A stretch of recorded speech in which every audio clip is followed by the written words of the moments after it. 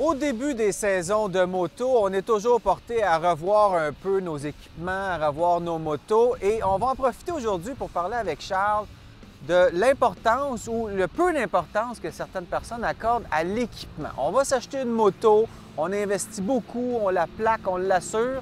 Et quand vient le temps de s'acheter un casque, un manteau ou des gants, eh bien là, on coupe. C'est peut-être une grosse erreur. Oui, ou on ne prend pas la peine de bien analyser nos besoins. Est-ce qu'on veut être plus faire de la moto de ville? Est-ce qu'on veut faire des voyages de 2-3 jours, de semaines? Est-ce qu'on part à l'aventure pour un mois? Est-ce qu'on part avec des amis dans le bois? Est-ce qu'on accompagne des chums sur la route pour faire des journées de randonnée, puis on roule jamais dans la pluie? Alors, une fois qu'on a identifié nos besoins, ensuite, par la suite, il faut aller voir des bons conseillers, identifier quel produit, quel équipement que ça prend. Oui, il faut se renseigner, il faut avoir une conscience de tout l'équipement qui est disponible aujourd'hui. Souvent, les gens me disent « Ah, moi, j'aime pas ça rouler dans la pluie. » Moi, j'adore rouler dans la pluie parce que je suis bien équipé et c'est facile, c'est pas très dispendieux de bien s'équiper aujourd'hui. Mon grand-père a fait 1 million de kilomètres à moto et ouais? il a sorti une bonne phrase en disant qu'il n'y a pas de mauvaise température au Québec, c'est seulement de mauvais équipement. Et Dieu sait que pas avoir du bon équipement, de faire de la moto, ça peut devenir très désagréable. Avoir les pieds mouillés, les gants mouillés, etc. Alors, c'est à chacun des gens de trouver, d'identifier son besoin et de prendre le bon équipement ou de se faire conseiller par des gens qui sont spécialisés dans le domaine. Oui. Et ça va devenir donc plus le fun les fins de semaine. Je donne un exemple rapidement, les Harleyistes, les gens qui font du moto de custom, bref.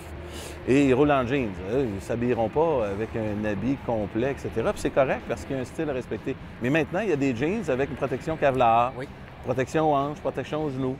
Donc, tout en respectant un style X, Y, Z, le look, on peut aller chercher de la protection. Mais il faut identifier nos besoins. Et on n'a pas besoin de chercher longtemps sur Internet pour voir des photos de coudes qui sont tombés sur l'asphalte à 100 km/h où il ne reste plus de chair, ou des photos vraiment choquantes.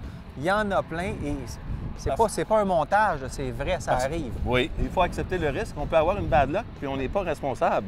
Et moi, j'ai vécu une expérience avec un ami qui a fait une chute, qui avait un saut complet de protection. Il s'est relevé de ça sans aucune bavure. Son saut était fini, mais il avait fait le travail. Pas de saut, c'est la peau qui devient la saut. Exactement. Et on veut pas ça. Et c'est pas super dispendieux, là, parce que souvent, les gens vont acheter des motos dispendieuses et ils prennent le casque le plus cheap qu'il n'y a pas. Bien, quand on dit cheap, il peut y avoir différents niveaux de tissu. Ce qui va différencier entre un casque de prix plutôt moyen ou bas prix ou élevé, c'est les matériaux qui vont être utilisés plus légers, plus soyeux, plus agréables. Tous et chacun peut trouver son budget. Il ne faut pas oublier aussi, quand on procède à l'achat d'un nouveau véhicule, on peut tout regrouper ça sur le même document. Mais ce qui est important là-dedans, c'est de bien identifier ses besoins et de penser un peu à la sécurité pour soi-même. Oui, parce qu'en moto, on dit, bon, je peux prendre un casque moins dispendieux ou pas de gants. Par contre, les gens qui font de la plongée ou de l'alpinisme, ils n'ont pas cette attitude-là parce que leur vie en dépend, mais notre vie en dépend aussi en moto. Exact, exact. Alors, il faut avoir une bonne attitude et ça va être tellement plus agréable. Puis si toutefois il y a une bad luck, bien à ce moment-là, en ayant de bon équipement, ça va aider de passer à travers ça. Et il faut s'exercer aussi, et je veux te parler du GS Challenge version 2011 qui s'en vient. Là, ça va être un circuit urbain où les gens vont avoir des exercices à faire un peu partout. Urbain, on parle de 200-250 km, on parle de gravel, on parle de... Ça va être un genre de Amazing Race, mais à la moto, avec des épreuves physiques, des épreuves d'habileté moto, un peu plus, peut-être, entre guillemets, civilisé, dans le sens qu'on refait une nouvelle formule. Pour Monsieur Tout-le-Monde. Pour plus Monsieur Tout-le-Monde et de tous les niveaux. C'est ça qui est le point, de tous les niveaux. Alors, les gens ne seront pas obligés de faire un passage à un endroit où ça ne leur tente pas, où ils ont peur, à la limite, de briser leur moto. Alors, ils vont tout simplement choisir ou identifier les épreuves qu'ils veulent faire.